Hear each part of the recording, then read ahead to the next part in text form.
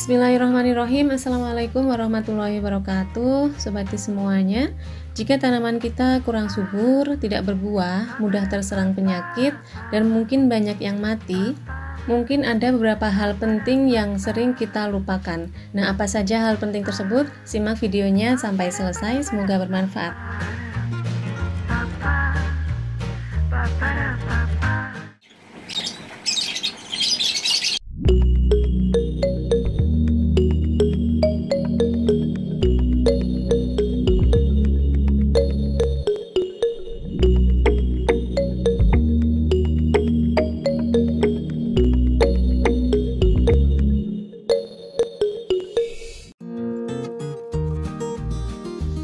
Cara budidaya tanaman yang baik akan menghasilkan tanaman yang subur dan hasil yang melimpah.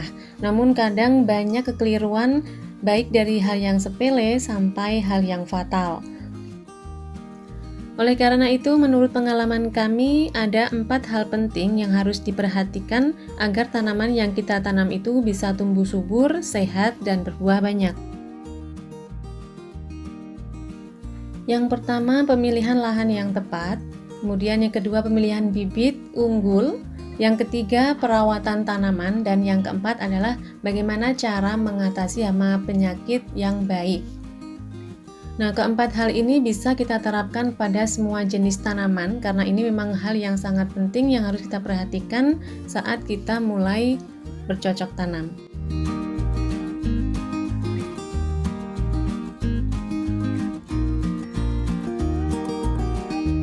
Yang pertama, pemilihan lahan yang tepat. Maksudnya kita sebelum menanam tanaman, kita harus memilih lahan yang terkena sinar matahari atau pencahayaannya bagus. Kemudian sebelum kita tanami tanaman, kita harus cek terlebih dahulu pH tanahnya.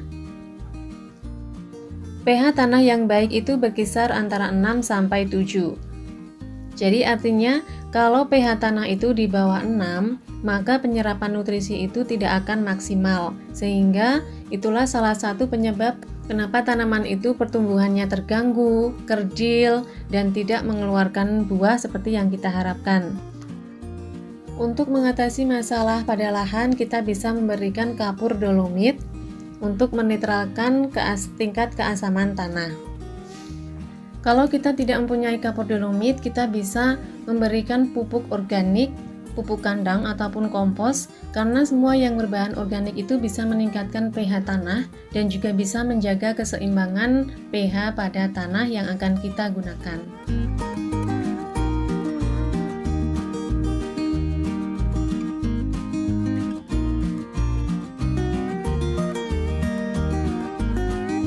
Yang kedua, pemilihan bibit yang tepat. Di sini kita harus memilih bibit yang berkualitas baik. Dan untuk mendapatkannya, kita harus mengetahui tempat penjualan bibit yang sudah terpercaya. Nah, kalau sebagai contoh tanaman anggur ini, buat teman-teman yang masih tahap pemula, baiknya itu untuk memilih jenis bibit anggur jenis Jupiter, karena itu jenis tanaman yang mudah berbuah, perawatannya pun juga gampang. Jadi kita akan lebih mudah untuk merawatnya.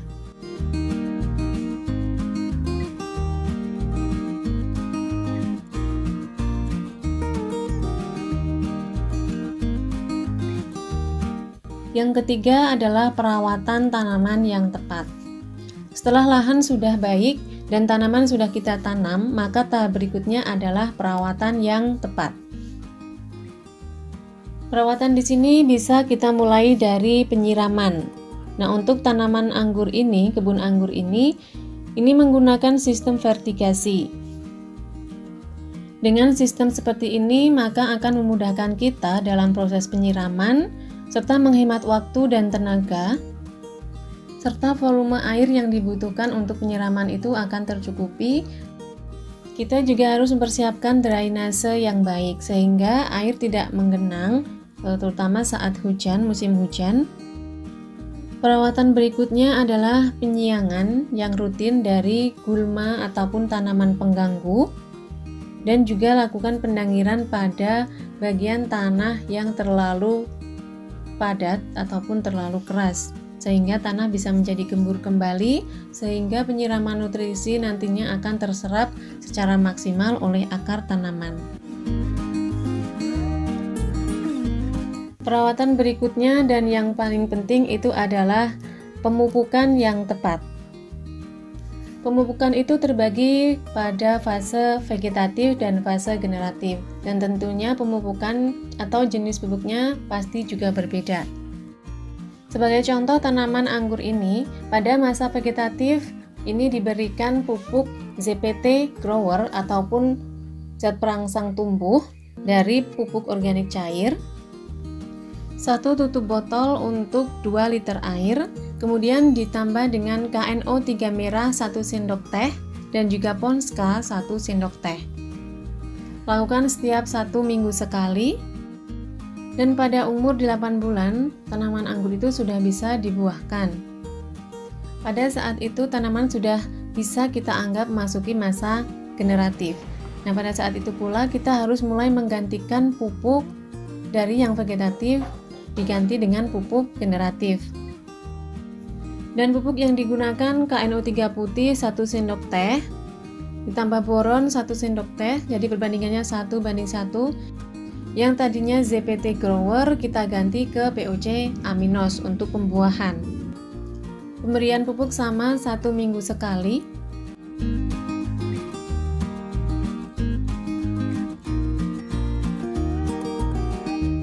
Kemudian hal penting yang keempat atau terakhir adalah pengendalian hama dan penyakit.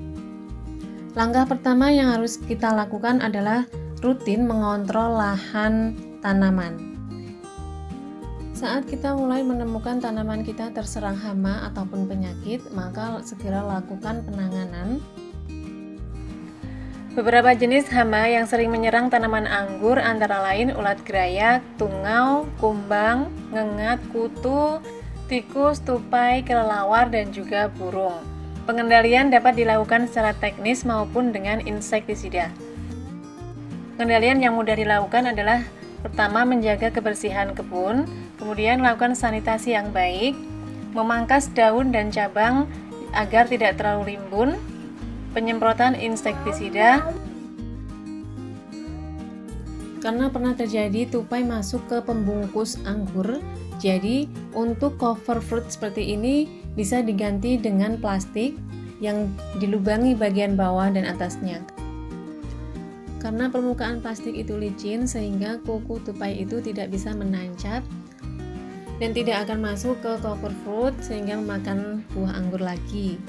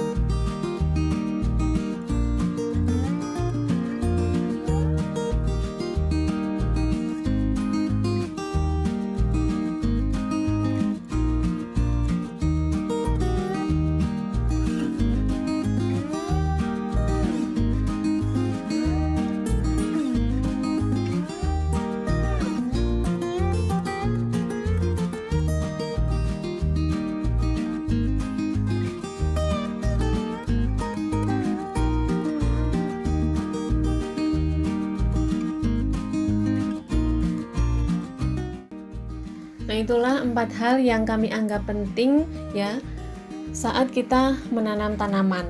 Jadi tanaman apapun kalau 4 hal itu sudah terpenuhi dengan baik, insya Allah tanaman kita itu akan tumbuh subur dan juga akan menghasilkan buah yang maksimal.